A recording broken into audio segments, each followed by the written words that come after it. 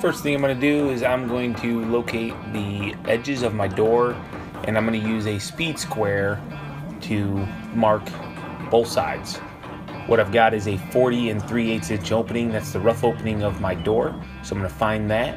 Now I'm going to go up 4 inches on my grade board. That is where my finished grade is located. So top of concrete. Going to level that line across, cut it out.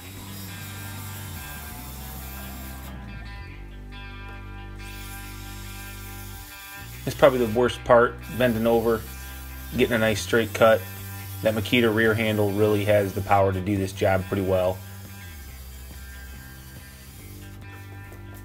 Got to finish the little corners that you can't get. Now we're screwing a 2x4 treated on the backside. This is going to stiffen up that grade board. We do this through all of our door jambs, and now we've got a jamb here on the one side, and what we do is we notch out that 2x6 so that it goes down lower on the grade board to fill in that cavity so insulation can go behind that grade board. There will be a future rat board also, kind of hard to show in this video. But if you look to the right now, you can see some paint cans or something sitting on that rat board. There's going to be the same board going on each side of that door jamb, and it's going to finish off that section to basically allow insulation to go alongside the doors and concrete to be poured into the door jamb up against that 2x4 we mounted earlier. Now I'm measuring for some blocking. That's going to fill in those spaces between the wall girts. That's so we have something solid to put our door into, trims on, and whatever finish is going to go on the wall.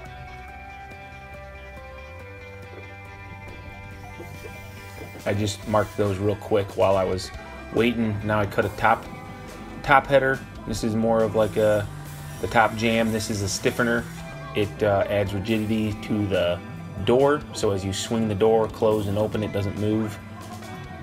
That's going to go from post to post, and then also it's going to get a header, just a 2x4 header on the one side.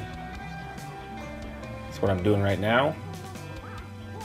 Now, if you've noticed, we like to use screws for all the main structural points of a door frame. Same with a window frame.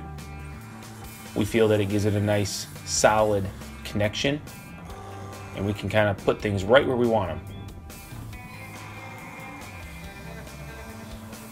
Greg's got those blocks that I'd given measurements to. He's going to fill in those each side of the jamb. This is where we'll use the PAS load. It's just blocking, nothing very structural to it actually. I usually come behind though, and I'll put a screw in each one just for a little extra security.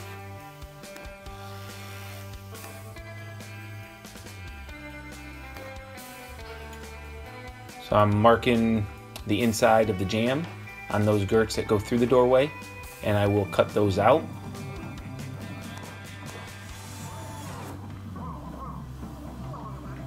It's always nice to cut from the top down on these boards, that way it doesn't pinch your saw blade. If you're aware of this process, you know what can happen with a circular saw blade.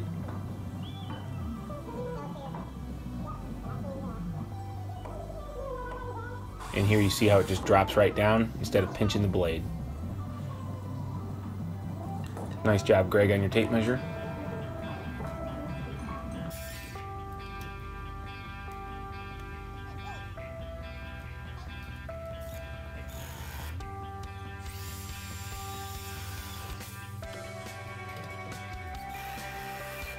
Filling in the rest of the blocking. We got one more wall girt to cut at the top of the door.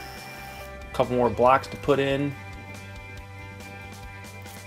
And that'll just about be all she wrote for the framing side of this door frame install.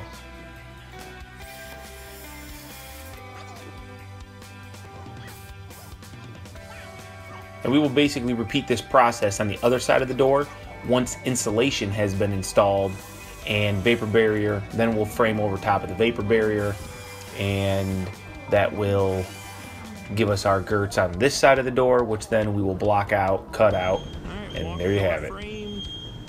Simple post frame door frame. Concrete poured right to the top of that.